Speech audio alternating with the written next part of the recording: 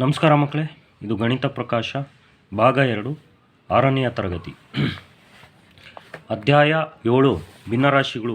ಈ ಪಾಠದಲ್ಲಿ ಇದನ್ನು ನಾವು 36ನೇ ಪುಟ ಸಂಖ್ಯೆಯಲ್ಲಿ ಲೆಕ್ಕಾಚಾರ ಮಾಡಿ ಅನ್ನೋ ಒಂದು ಶೀರ್ಷಿಕೆಯಡಿ ಲೆಕ್ಕಗಳನ್ನು ಮಾಡೋಣ. 3 ರೋಟಿಗಳನ್ನು, ಅಂದರೆ ಇಲ್ಲಿ 3 ರೊಟ್ಟಿ ಇದ್ದಾವೆ, 4 ಮಕ್ಕಳಿಗೆ ಸಮವಾಗಿ ಹಂಚಿದೆ. ಚಿತ್ರದಲ್ಲಿ ರೋಟಿಗಳನ್ನು ಹಂಚಿರುವುದನ್ನು ತೋರಿಸಿ ಮತ್ತು ಪ್ರತಿ ಮಗು ಪಡೆಯುವ ರೋಟಿಯ ಭಾಗ ಎಷ್ಟು ಎಂಬುದನ್ನು ಭಿನ್ನರಾಶಿಯಲ್ಲಿ ಬರೆಯಿರಿ. ಅಲ್ಲದೆ ಇದನ್ನು ಭಾಗಾಕಾರದ ಕ್ರಿಯೆ, ಸಂಕಲನದ ಕ್ರಿಯೆ ಮತ್ತು ಗುಣಾಕಾರದ ಕ್ರಿಯೆಗಳಲ್ಲಿ ಬರೆಯಿರಿ. ಈಗ ಇವು ಪ್ರತಿ ಮಗು ಪಡೆಯುವ ರೋಟಿಯ ಭಾಗ. ಈಗ ಎಷ್ಟು ರೋಟಿಗಳಿರೋದು? 3 ರೋಟಿಗಳನ್ನು ಎಷ್ಟು ಜನಕ್ಕೆ ಹಂಚ್ಬೇಕು? 4 ಜನಕ್ಕೆ ಹಂಚ್ಬೇಕು. 4ರಿಂದ ಭಾಗಿಸ್ಬೇಕಷ್ಟೇ. 4ನೇ 3 ಇದು ರೋಟಿಯ ಭಾಗ. ಇದು ಭಾಗಾಕಾರದ ಕ್ರಿಯೆ ಬರೆದ್ರೆ ನಾವು 3 ರೋಟಿಗಳನ್ನು ಡಿವೈಡೆಡ್ ಬೈ 4ರಿಂದ ಹಂಚೋದು. 4 ಜನಕ್ಕೆ ಹಂಚ್ಬೇಕು ಅಂದರೆ ನಾವು ಡಿವೈಡೆಡ್ ಬೈ ಮಾಡ್ತೀವಿ. 3 divided by 4 is equal to 3/4 ಅಥವಾ 3 ಡಿವೈಡೆಡ್ ಬೈ 4 ಅಥವಾ 4ನೇ 3 ಅಂತ ಓದ್ತೀವಿ. ನೆಕ್ಸ್ಟ್ ಸಂಕಲನದ ಕ್ರಿಯೆ ನೋಡಿದ್ರೆ 3 ರೋಟಿ ಒಬ್ಬೊಬ್ಬರಿಗೆ 4ನೇ 3 ಪ್ಲಸ್ 4ನೇ 3 ಒಟ್ಟು 4 ಜನಕ್ಕೆ 4ನೇ 3 ಪ್ಲಸ್ 4ನೇ 3 ಪ್ಲಸ್ 4ನೇ 3 ಪ್ಲಸ್ 4ನೇ 3 ಟೋಟಲ್ಲು 3 3 6 6 3 9 9 3 12 ಆಗುತ್ತೆ. 12ನ್ನ 4ರಿಂದ ಭಾಗಿಸಿದ್ರೆ 4 3 12 ಆಗುತ್ತೆ. 3 ರೋಟಿ ಸಿಗುತ್ತೆ. ಅದೇ ರೀತಿ ಗುಣಾಕಾರದ ಕ್ರಿಯೆಯನ್ನು ಮಾಡಿದರೆ 4ನೇ 3 ಒಬ್ಬೊಬ್ಬರಿಗೆ ರೋಟಿ ಸಿಗ್ತದೆ ಇಂಟು 4. ಒಬ್ಬೊಬ್ರಿಗೆ 4ನೇ 3 ಇಂಟು 4 ಜನಕ್ಕೆ ಅಂದರೆ 4ಕ್ಕೆ 4 ಕ್ಯಾನ್ಸಲ್ ಆಗಿ 3 ಉಳಿತದೆ. ಈ ರೀತಿ ನಾವು ಚಿತ್ರದಲ್ಲಿ ಬರಿಬೇಕು ಅಂದರೆ ನಾವು ಒಬ್ಬೊಬ್ರಿಗೆ ಎಷ್ಟೆಷ್ಟು ಬಂತು ಅಂತ ಅನ್ನೋದನ್ನು ಚಿತ್ರದಲ್ಲಿ ಬರೆದ್ರೆ, ಈಗ 3 ರೋಟಿ ನಾವು ತಗೊಂಡ್ರೆ 4 ಭಾಗ, 4ನೇ ಒಬ್ಬೊಬ್ಬರಿಗೆ 4ನೇ 3 ಅಂದರೆ 1 ರೋಟಿನ 4 ಭಾಗ ಮಾಡ್ತೀವಿ. ಪ್ರತಿ ರೋಟಿನೂ 4 ಭಾಗ ಮಾಡಿದ್ವಿ. ಇದರಲ್ಲಿ 3 ಭಾಗ, 1 2 3 ಭಾಗ 1ನೇ ವಿದ್ಯಾರ್ಥಿಗೆ, ಇದು 2 2 2 ಅಂತ ಬರ್ತೀವಲ್ಲ, ಈ 3 ಭಾಗ 2ನೇ ವಿದ್ಯಾರ್ಥಿಗೆ, 3 3 3 ಅನ್ನೋದು ಬರ್ತಿರೋದು 3ನೇ ವಿದ್ಯಾರ್ಥಿಗೆ. ಇಲ್ಲಿ 4 ಇದ್ರಾಗೊಂದು ಭಾಗ ಉಳಿದಿದೆ, ಇದ್ರಾಗೊಂದು ಭಾಗ ಉಳಿದಿದೆ, ಇದ್ರಾಗೊಂದು ಭಾಗ ಉಳಿದಿದೆ. ಅವನ್ನ 4ನೇ ವಿದ್ಯಾರ್ಥಿಗೆ ಹಂಚ್ತೀವಿ. 1ನೇ ವಿದ್ಯಾರ್ಥಿಗೆ ಬಂದಿರತಕ್ಕಂಥ ರೊಟ್ಟಿ ಇದು, 2ನೇ ವಿದ್ಯಾರ್ಥಿಗೆ ಬಂದಿರತಕ್ಕಂಥ ರೊಟ್ಟಿಯ ಭಾಗ, 3ನೇ ವಿದ್ಯಾರ್ಥಿಗೆ ಬಂದಿರತಕ್ಕಂಥ ರೊಟ್ಟಿಯ ಭಾಗ, ನೆಕ್ಸ್ಟು 4ನೇ ವಿದ್ಯಾರ್ಥಿಗೆ ಬಂದಿರತಕ್ಕಂಥ ರೊಟ್ಟಿಯ ಭಾಗ ಇದು. ಇದನ್ನು ನಾವು ಯಾವುದು ಪುಸ್ತಕದಲ್ಲೇ ತೋರಿಸಿದ ಹಾಗೆ ಭಾಗಾಕಾರ ಕ್ರಿಯೆ, ಸಂಕಲನ ಕ್ರಿಯೆ, ಗುಣಾಕಾರದ ಕ್ರಿಯೆಯಲ್ಲಿ ಎಕ್ಸೈಜ್ನಲ್ಲಿ ಅದೇ ರೀತಿ ಬರೆದಿದ್ದೀವಿ. ಈಗ 2ನೇ ಪ್ರಶ್ನೆಯನ್ನು ಓದೋಣ. 2 ರೋಟಿಗಳನ್ನು 4 ಮಕ್ಕಳಿಗೆ ಸಮವಾಗಿ ಹಂಚಿದಾಗ ಪ್ರತಿ ಮಗುವಿಗೆ ರೋಟಿಯ ಎಷ್ಟು ಭಾಗ ದೊರೆಯುತ್ತದೆ ಎಂದು ತೋರಿಸುವ ಮೂಲಕ ಒಂದು ಚಿತ್ರ ಬರೆಯಿರಿ.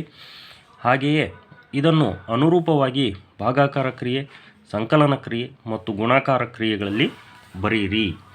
ಈಗ ನಾವು ಎಕ್ಸೈಜ್ನಲ್ಲಿ 2 ರೋಟಿಗಳ ಹೆಸರುಗಳನ್ನು ಬರ್ಕೊಂಡ್ವಿ. ಪ್ರತಿ ಮಗುವಿಗೆ ಅಂದರೆ 4 ಜನಕ್ಕೆ ಹಂಚ್ಬೇಕು. 4 ಜನಕ್ಕೆ ಹಂಚ್ಬೇಕಂದ್ರೆ 4ರಿಂದ ಡಿವೈಡ್ ಮಾಡಬೇಕು.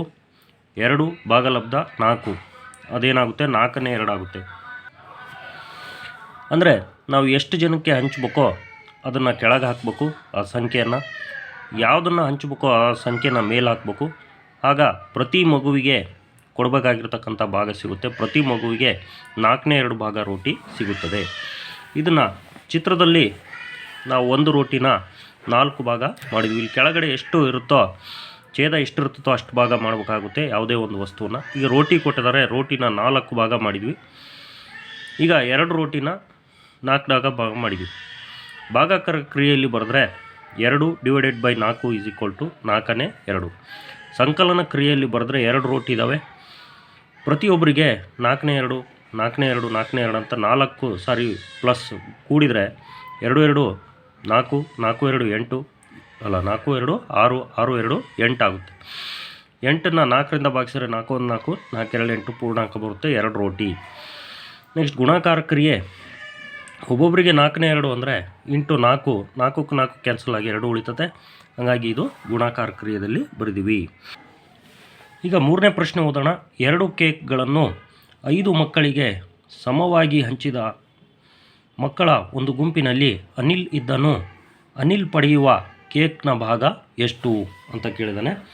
ಈಗ 2 ಕೇಕ್ಗಳನ್ನು ನಾವು ಚಿತ್ರ ಬಿಡಿಸ್ಕೊಳ್ಳೋಣ. 2 ಕೇಕು. ಇಲ್ಲಿ 2 ಕೇಕ್ನಲ್ಲಿ ಅವನು ಅನಿಲ್ ಒಬ್ಬನು, ಅಂದರೆ ಪ್ರತಿಯೊಬ್ಬರಿಗೆ ಬರ್ತಕ್ಕಂಥ ಭಾಗ ಎಷ್ಟು? ಈ ಒಂದು ಕೊಟ್ಟಿರ್ತಕ್ಕಂಥ ಕೇಕ್ಗಳು 2 ಹಂಚಬೇಕಾಗಿರೋದು 5 ಜನಕ್ಕೆ. ಹಾಗಾಗಿ 2 ಡಿವೈಡೆಡ್ ಬೈ 5 2/5 ಆಗುತ್ತೆ. ಹಾಗಾಗಿ ಅವನು ಕೂಡ ಒಬ್ಬನಾಗಿರೋದ್ರಿಂದ ಅನಿಲ್ ಪಡೆಯುವ ಕೇಕ್ನ ಭಾಗ 5ನೇ 2 ಅಂತ. ಆಮೇಲೆ ಪುಸ್ತಕದಲ್ಲಿ ಇನ್ನೊಂದು ಕೆಳಗಡೆ ಒಂದು ಪ್ರಶ್ನೆ ಕೇಳಿದಾನೆ. ಈಗ ನನ್ನ ಗುಂಪಿನಲ್ಲಿ 10 ಮಕ್ಕಳಿದ್ದರೆ ಅನಿಲ್ ಪಡೆದಷ್ಟೇ ಕೇಕ್ ಪಡೆಯಲು ನನಗೆ ಎಷ್ಟು ಕೇಕ್ಗಳು ಬೇಕು ಅಂತ. ಈಗ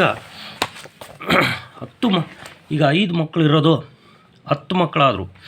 10 ಮಕ್ಕಳಾದಾಗ 10 ಜನಕ್ಕೆ ಹಂಚ್ಬೇಕಾಗುತ್ತೆ. ಆವಾಗ 4 ಕೇಕ್ಗಳು ಇರಬೇಕು. ಈಗ 2 ಕೇಕ್ ಇದ್ದಾಗ ಅನಿಲ್ಗೆ ಇದರಲ್ಲೊಂದು ಸ್ವಲ್ಪ ಕೇಕು ಸಿಕ್ಕಿದೆ, ಅಂದರೆ 5 ಭಾಗ ಮಾಡಿದ್ದೀವಿ. ಯಾವುದೇ ಒಂದು ವಸ್ತು ತಗೊಂಡ್ರೆ ಅದರಲ್ಲಿ ಛೇದ ಎಷ್ಟಿರುತ್ತೋ ಅಷ್ಟು ಭಾಗ ಮಾಡಬೇಕಾಗುತ್ತೆ. 5 ಭಾಗ ಮಾಡಿದ್ವಿ. 5 ಭಾಗದಲ್ಲಿ 1 ಭಾಗ, ಈ 2ನೇ ಕೇಕ್ನಲ್ಲಿ 1 ಭಾಗ, ಒಟ್ಟು 2 ಭಾಗಗಳು ಸಿಕ್ಕವು. ಯಾವಾಗ 5 ಜನ ಇದ್ದಾಗ. ಅದೇ 10 ಜನ ಮಕ್ಕಳಿದ್ದಾಗ ಇಷ್ಟೇ ಒಂದು ನಮಗೆ ಸಿಗ್ಬೇಕಂದ್ರೆ ನಮಗೆ ಇನ್ನೂ 2 ಕೇಕುಗಳು ಇಲ್ಲಿ ಹಾಕ್ಕೊಂಡು ಆ ಗುಂಪಿನಲ್ಲಿ 10 ಮಕ್ಕಳಿದ್ದರೆ 4 ಕೇಕ್ಗಳು ಇರಬೇಕು. ಪ್ರತಿಯೊಬ್ಬರಿಗೂ ಕೂಡ 10ನೇ 4 ಕೇಕು ಹಂಚ್ಬೋದು. ಅಂದರೆ ಇರೋದು ಕೇಕು 4, ಅದನ್ನು 10 ಜನಕ್ಕೆ ಹಂಚ್ಬೇಕಂದ್ರೆ 4ನ್ನು 10ರಿಂದ ಭಾಗಿಸ್ಬೇಕು. 4 ಮೇಲೆ ಬರುತ್ತೆ, 10 ಕೆಳಗೆ ಬರುತ್ತೆ.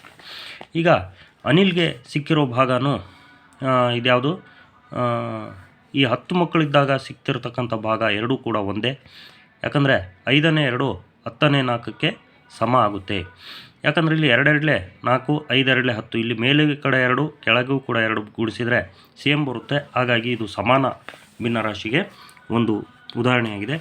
ಇದು ತಪ್ಪಾಗುತ್ತೆ. ಯಾಕಂದರೆ 10ನೇ 4 ಅಂದರೆ 4 ಇದು ಹಾಕಬೇಕಾಗುತ್ತೆ. ಈ ಚಿತ್ರ ನೋಡಬೇಡ್ರಿ. ಈಗ ನಿಮ್ಗೆ ಇಲ್ಲಿ ಚಿತ್ರ ನಾನು ಹಾಕಿದ್ದೀನಿ. ಇಲ್ಲಿ 2 ಕೇಕ್ ಇದ್ದಾಗ ಇದರಲ್ಲಿ 1 ಭಾಗ, ಇದರಲ್ಲಿ 1 ಭಾಗ, 2 ಭಾಗ ಒಬ್ಬೊಬ್ಬರಿಗೆ ಸಿಗುತ್ತೆ ಅನಿಲ್ಗೆ. ಈಗ 4 ಕೇಕ್ ಇದ್ದಾಗ 10 ಭಾಗ ಮಾಡಬೇಕಾಗುತ್ತೆ. 10 ಜನಕ್ಕೆ ಹಂಚ್ಬೇಕಲ್ಲ. ಹಾಗಾಗಿ ಪ್ರತಿ ಕೇಕ್ನಲ್ಲಿ ಒಂದೊಂದು ಸಣ್ಣ ಸಣ್ಣ ಭಾಗಗಳು ತಗೊಂಡಾಗ 10ನೇ 4 ಆಗಿದೆ. 10ನೇ 4 5ನೇ 2 ಸಮ. ಯಾಕಂದರೆ ಈ 2 ಭಾಗಗಳು ಸೇರಿ ಇವೆರಡು ಭಾಗಗಳು ಸೇರಿ ಇದು 1 ಭಾಗ ಆಗುತ್ತೆ. ಇವೆರಡು ಭಾಗ ಸೇರಿ 1 ಭಾಗ ಆಗುತ್ತೆ. ಹಾಗಾಗಿ 2 ಸಮ ಆಗುತ್ತೆ. 5ನೇ 2 10ನೇ 4 ಇವೆರಡೂ ಸಮ ಆಗುತ್ತೆ. ನಿಮ್ಮ ಪುಸ್ತಕದಲ್ಲಿ ಅದೇ ಹೇಳಿದ್ದಾನೆ. ಆದ್ದರಿಂದ 5ನೇ 2 = 10ನೇ 4 ಅಂತ. ಇಲ್ಲಿ 5 ಜನರಿಗೆ ಕರೆಕ್ಟಾಗಿ 2 ಭಾಗ ಬಂದಿದೆ. ಅದೇ ರೀತಿ 2 ಭಾಗ ಬರ್ತಾ ಇದೆ. ಮುಂದಿನ 38ನೇ ಪುಟದಲ್ಲಿ ನಿಮಗೆ ಇಲ್ಲಿ ಖಾಲಿ ಬಾಕ್ಸ್ ಕೊಟ್ಟಿದ್ದಾನೆ.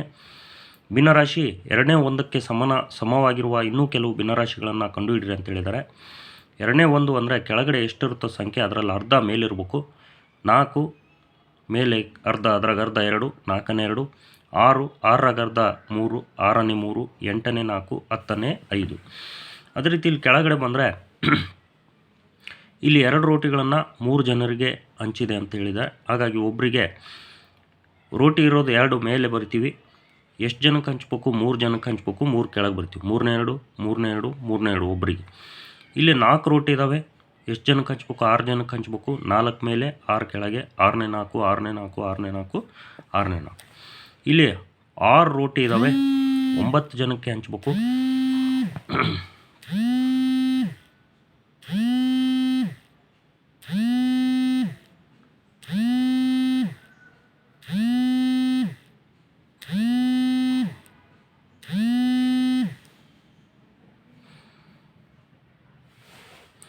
9 ಜನಕ್ಕೆ ಹಂಚಬೇಕು.